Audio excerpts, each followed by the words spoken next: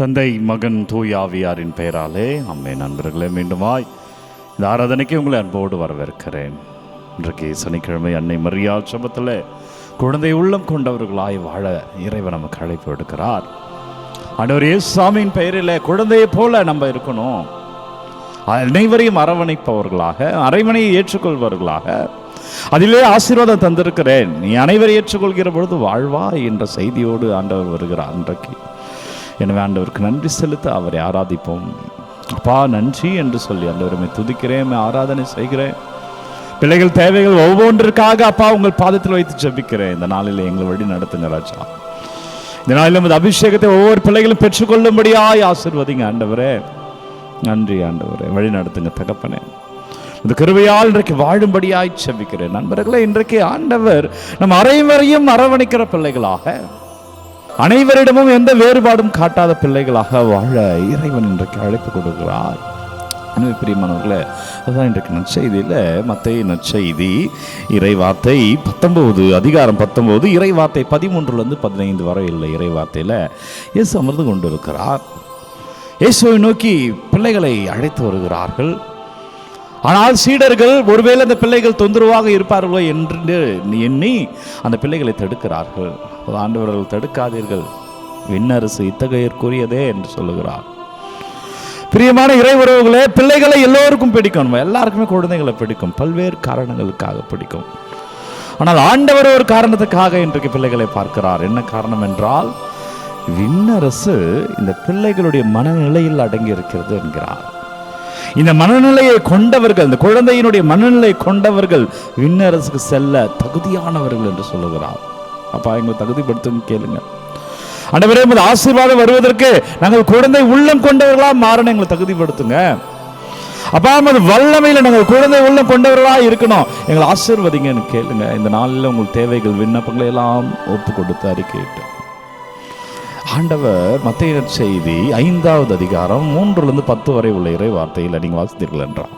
மலைப்பொழிவில இரக்கமுடையோர் பேர் பெற்றோ, கனிவுடையோர் பேர் பெற்றோ, நீதி நிலைநாட்டும் வேட்கை கொண்டோர் பேர் பெற்றோ. இந்த பேர் பெற்றோ எதையெல்லாம் சொல்கிறார்களோ இவை அனைத்துமே இந்த குழந்தைகளுக்கு பொருந்தும் அன்பர்களே. அவங்க இரக்கம் உள்ளவர்களாக இருப்பார்கள், பிள்ளைகள் கனிவுடையவர்களாக இருப்பார்கள்.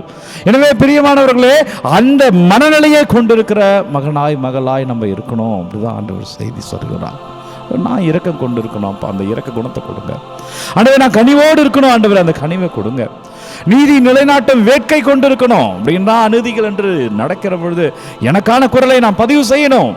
அப்ப அந்த அபிஷேகத்தை கொடுங்க, அந்த ஆசீர்வாதத்தை கொடுங்க, அந்த வல்லமையை கொடுங்க என்று ஒப்பு கொடுத்து கேளுங்க நண்பர்கள். இது உங்களுடைய நாள், இது உங்களுடைய வேலை, இது உங்களுடைய அபிஷேகம், இது உங்களுடைய ஆராதனை. எனவே ஆண்டவர் இயேசுவின் பெயரில் அபிஷேகமாய் நாம் வாழ்வோம் பிறை பிள்ளைகளை. குறிப்பாக ஒருமுறை தாகூர் ஜப்பானுக்கு சொல்லுகிறார். சென்று இருக்கிற பொழுது அவரிடம் அவருடைய கவிதையானது கொடுக்கப்படுகிறது. அவர் கவிதை வாசிக்க ஆரம்பிக்கிறார். அவர் வாசிக்கிற திறனை பார்த்து எல்லோரும் வியந்து கேட்கிறார்கள். அது வாசிக்கிற திறனே அவ்வளோ அழகாக இருக்கிறது. எதுக்கு மோனையோடு அந்த கவிதையை வாசிக்கிறார். அப்பொழுது ஒரு குழந்தை, அந்த இடத்துல இருக்கிற ஒரு குழந்தை இங்கும் அங்குமாய் ஓடிக்கொண்டு இருக்கிறது. வாசிப்பதை நிறுத்திவிட்டு அந்த குழந்தையை பார்க்கிறார் தாகூர். எல்லாரும் நினைக்கிறார்கள் அந்த குழந்தையை பார்த்துட்டு இருக்காரு, அந்த குழந்தை டிஸ்டர்ப் பண்ணுது, அந்த குழந்தைய வெளியில கூட்டிட்டு போயிடும் சொல்லிட்டு குழந்தைய வெளியில கூட்டிட்டு போறாங்க. தாகூர் சொல்லுவார், அதில் தடுக்காதீர்கள். அந்த குழந்தையை போல மனமும் கொண்டு நான் ஒரு கவிதை எழுதினால் என்று சொன்னாராம் தாகூர். பிரியமானவர்களே, அந்த மனநிலை பாரபட்சம் இல்லாத மனநிலை, அந்த மனநிலை எல்லோரையும் ஏற்றுக்கொள்கிற மனநிலை, அந்த மனநிலை எந்த பாகுபாடும் பார்க்காத மனநிலை, அந்த மனநிலை தூய்மையான கடவுள் உள்ளம் கொண்ட மனநிலை. அப்பா எனக்கு தாங்கன்னு கேளுங்க. இதனால் ஆசீர்வாதம் நமது, வல்லமை நமது, அபிஷேகம் நமது. அதே வேளையிலே ஆண்டவருடைய கிருபைக்கு நாம் சொந்தமாய் மாற குழந்தை உள்ளம் கொண்டிருக்கணும். அதுக்கு சாட்சியம்தான் அன்னை மரியா. அன்னை தன் கொடுத்த அழைப்பை ஏற்றுக்கொண்டார்கள். அன்னை தன் ஆண்டவருடைய அடிமை என்று சொன்னார்கள். அன்னை தன் பெற்ற ஆசீர்வாதத்தை உடனடியாக எலிசபெத் அம்மாவுக்கு சென்று அம்மாவை சந்தித்து அம்மாவுக்கு உதவியாக இருக்கிறார்கள். அன்னை இயேசுக்கு பிறகு இயேசுவோடு சீடர்களை ஒருங்கிணைத்து அவர்களுக்கு உதவியாக ஆன்மீக தாயாக இருக்கிறார்கள். அன்னை இன்றைக்கு நம் அனைவருக்கும் ஜெப உதவி தேவை என்பதை புரிந்து கொண்டு ஆண்டவருடைய கிருபையில நமக்காய் செபித்துக் கொண்டிருக்கிறார்கள். அந்த உள்ளம் கொண்டிருக்கும் நண்பர்கள், பிறருக்காக இருப்பதுதான் குழந்தை உள்ளம். அந்த உள்ளம்தான் விண்ணரசு அவருக்குரியது என்கிறார் ஆண்டவர். அந்த உள்ளத்தை நாடுவோம். அப்பா நன்றி, வல்லவரை நன்றி.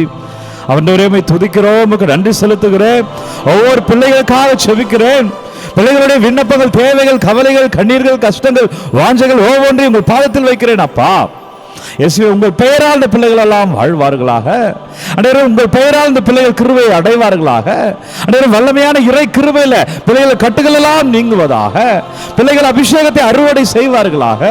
ஓ மிக்கேலே, ஓ கப்ரேலே, ஓ ரஃபேலே, உங்களுடைய பாதுகாப்பு ஆண்டவர் இயேசுவின் பெயரில் நாங்கள் பெற்றுக்கொள்ளும்படியாய் ஆண்டவர் நம்மை தொடுகிறார். கமெண்ட்ல அனுப்புகிற விண்ணப்பங்கள் அதற்காக ஜெபிங்க, அதுக்காக வேண்டுங்க என்று கேட்கிறார்கள். ஒவ்வொன்றையும் உங்கள் பாதத்தில் வைக்கிறேன். ஆண்டவர் நீங்க தொடுங்க, ஆண்டவரை ஆசீர்வதிங்க. ஆண்டவர் தூய்மையான உள்ளத்தோடு நாங்கள் இருக்கும்படியா ஆண்டவர் நமக்கு தூய்மையான உள்ளத்தை தருகிறார். இந்த நாள் முழுவதும் மகிழ்ச்சியா இருப்பீர்கள். இயேசு சாமியின் பெயரிலே இந்த நாளிலே வல்லமையை காண்பீர்கள். ஆசீர்வாதத்தை அறுவடை செய்வீர்கள். வல்லமையான இறைவன் சனிக்கிழமை நம் ஒவ்வொருவரையும் தாய்மறியால் சுமத்தல தந்தை, மகன், தூய ஆவியானவர் நம்மை நிறைவாக ஆசீர்வதிப்பாராக. தாய் மரியாள் ஜெபத்தில் இயேசுவின் வல்லமையால் வாழ்வீர்கள். குழந்தை உள்ளம் கொண்டு ஆண்டவருக்குரிய பிள்ளையாய் நாம் இருப்போம். இந்த நாளும் இனிய நாளே. இயேசுவில் பிரியமானவர்களே, நாளை தினம் ஞாயிற்றுக்கிழமை என்பதால் காணொளி வராது. மாறாக நாளை தினத்தில் நமது எண்ணூர் சூசையப்பர் ஆலயத்தில் இளையோருக்கான யூபிலி நடைபெறுகிறது. எனவே இந்த யூபிலியை அனைத்து இளையோர்களையும் அன்போடு அழைக்கின்றேன். குறிப்பாக எங்களுடைய விக்காரியட், எங்கள் மறை வட்டத்தில் நடைபெறுகிற யூபிலியில் உங்கள் அனைவரையும் அன்போடு அழைக்கின்றேன். சரியாக 10 மணிக்கு தொடங்குகிறது. ஒரு கருத்தரங்கமானது இளையோருக்காக இருக்கும். அதன் பிறகு அவர்களை உற்சாகப்படுத்துகிற விளையாட்டுகள் இருக்கும், கலை நிகழ்ச்சி இருக்கும். இறுதியில் ஆண்டவருடைய அபிஷேகத்தில் ஆசீர்வாத திருப்பலியோடு இந்த யூபிலி மாலையிலே நிறைவடைகிறது. எனவே பிள்ளைகள் அனைவரையும், வாலிப பிள்ளைகளை எண்ணூருக்கு அன்போடு அழைக்கிறேன். சுசேவ நமக்காய் ஜெபிக்க, சுசேவ ஜெபத்தில் இறையருள் பெற இளையோர்களை வாருங்கள். சுசையின் பெயரிலே அபிஷேகத்தை பெறுங்கள். இந்த நாளும் இனிய நாளே. உங்கள் விண்ணப்பங்களை கமெண்ட்ல அனுப்புங்க. Take care.